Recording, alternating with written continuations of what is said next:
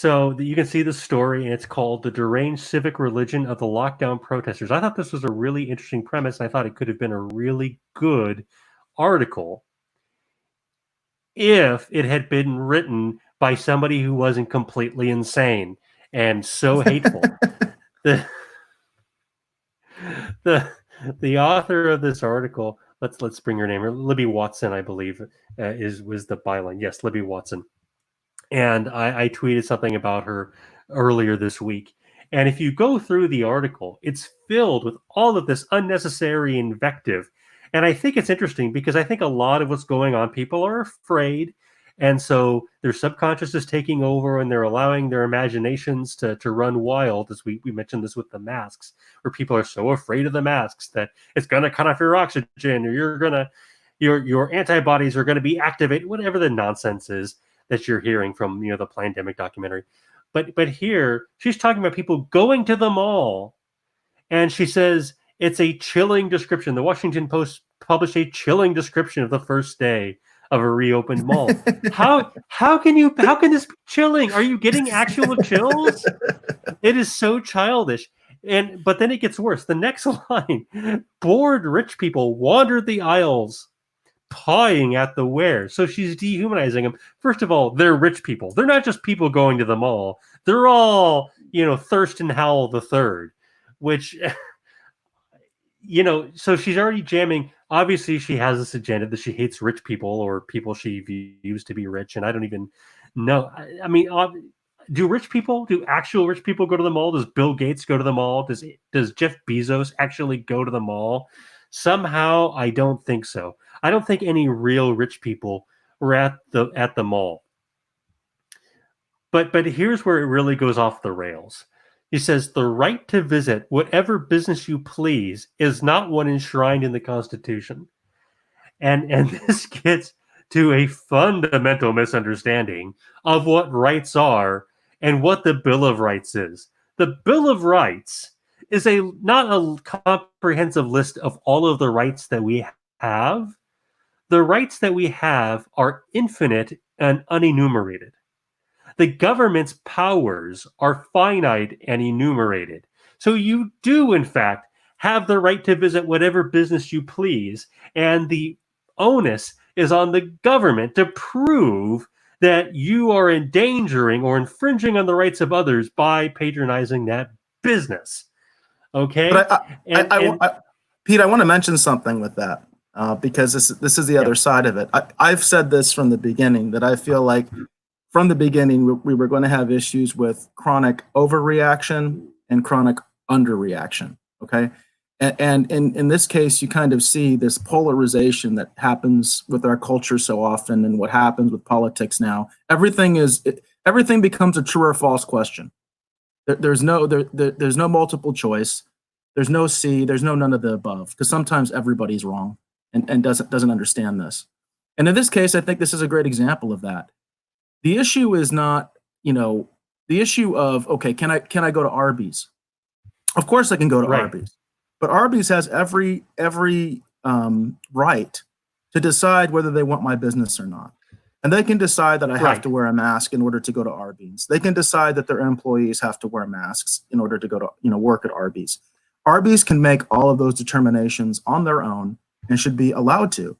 I think what you see over here is there are these sort of viral videos, and I'm sure you've seen them, where you see these egregious examples of people just being complete jackasses. Okay, for instance, there's one that I saw where a guy is going to Costco and he says, I shouldn't have to wear a mask because Constitution, America, you know what I mean? And guess what?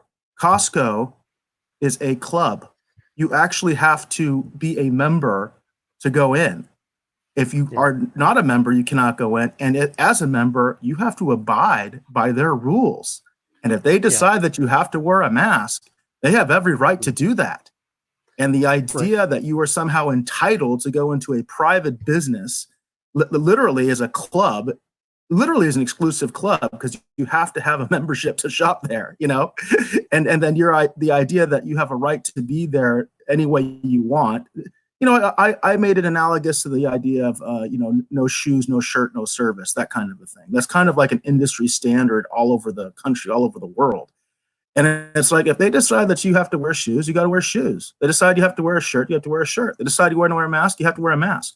The issue, the dividing line, is when the government starts doing that. And that's where I think you get some of the just the downright confusion and hatred, you know what I mean? And that kind of a thing, because we're not talking enough about sort of how this really works and how it's supposed to work. Instead, we're just saying, you know what? Everybody wear masks. You have to wear a mask, or nobody wear a mask because masks don't work. And there's no other debate. There's no other nuance other than those two positions. That's what it feels like. Yeah, I agree. There's very little nuance. And here's we've talked about already in this hour that people are taking this crisis and trying to jam their agenda. We're going to get rid of cash, or don't make me wear a mask, or whatever it is. They're trying to push their agenda instead of thinking about things rationally, about what needs to be done right now as a logical response to what's actually happening. So let me I'm not going to read the whole article. You can go to the New Republic, or please don't. It's a terrible magazine. But I'm kidding. They have some good stuff from time to time. But this quotation really sums up what she's really upset about, which is conservatives, people who think differently than her. He says, but the people who took their AR-15s to Subway, citing their God-given freedoms as Americans, are not talking about their actual constitutional rights. They are talking about their unique understanding of the mythical promise of this nation, which is a place where a man can drive a big-ass truck, drink a 64-ounce Slurpee, and go to the air-conditioned mall to purchase stuff. Okay, let's unpack that a little bit. First of all, you do not necessarily have a right to bring a rifle or an AR-15 into a Subway. If the Subway manager says, no, don't do that. I mean, if you have a concealed weapon, like a pistol, or even a holstered pistol, that is far less aggressive than bringing an AR-15 into a business. But what really gets me is the next line, where she talks about America being a place where a man can drive a big-ass truck. You have a right to drive a big-ass truck. Okay, there's nothing wrong. You're not hurting anybody by driving a truck. I know it's putting emissions into the air, but to some degree, we accept that, right? We do have regulations. There are limits on car fleets and so on, but there's nowhere on the agenda where we're going to ban pickup trucks, and you would have riots if you did, and rightly so. Drink a 64-ounce Slurpee. Okay, as far as I know, there is no pollution. There is not even any kind of an externality that derives from drinking a 64-ounce Slurpee. You were Pete, maybe hurting yourself. That shows a clear bias right there. That's part Yeah. of that agenda of saying, okay, Yes. so you can't have Slurpees. We're going to have city ordinances like in New York where they wanted to ban ban the big gulp. You know what I mean? Right. That stuff is just ridiculous. It's totalitarian. There's no objective reason for that other than to say, well, there's too many fat people and we want to make less fat people. That's not going to make less fat people. It's just not. You know what I mean? It's not going to even work for what their stated goal is. It's about control. It's about controlling people and controlling businesses. And about controlling specific people. She is specifically bigoted against poor white people in the American South. Okay? The stereotype of the person drinking a Slurpee is somebody who's fat, probably white, probably poor. She hates certain people. And this is just oozing from this article. All of these stereotypes. And go to an air-conditioned mall to purchase stuff. You're not allowed to buy things? I mean, what is her point there? Except for she has no concept of what rights are or what freedom is. And so I think that there is a lot of these lockdown protesters have done crazy things. I think carrying automatic or semi-automatic weapons to these protests doesn't send a very good message, because the message isn't about, we're going to storm the Capitol building and murder legislators. Okay, that's the wrong message. If that's your message, don't send it. It's a bad message.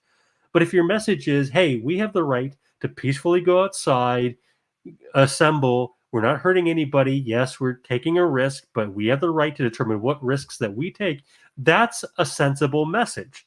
And so I think this article could have had promise, But as you said, it's so polarized. This whole COVID thing has become so polarized that people are sending insane messages of complete hatred and contempt for the other side of the aisle instead of thinking about what is right.